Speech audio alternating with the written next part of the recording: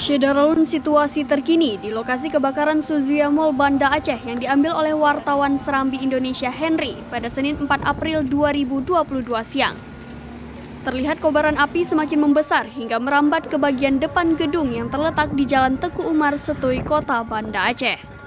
Sejumlah armada pemadam kebakaran dikerahkan untuk memadamkan api. Mal yang berlokasi di eks-terminal lama di Jalan Teku Umar Setui, Banda Aceh itu resmi dibuka pada 27 November 2013.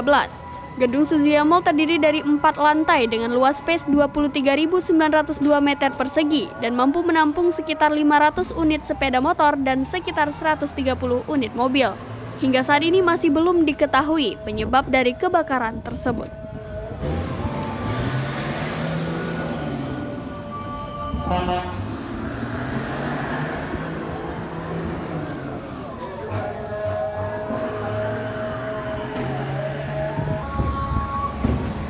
Bisa kami laporkan bahwa kebakaran Suzuya Mall ini terjadi di Jalan Teku Umar, tepatnya di Gampung Lamtemen Timur, Kecamatan Jaya Baru, Kota Banda Aceh.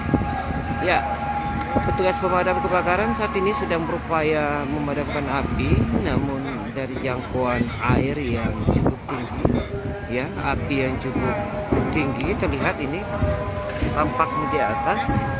Ya, ini sepertinya memang agak sedikit menyusahkan petugas.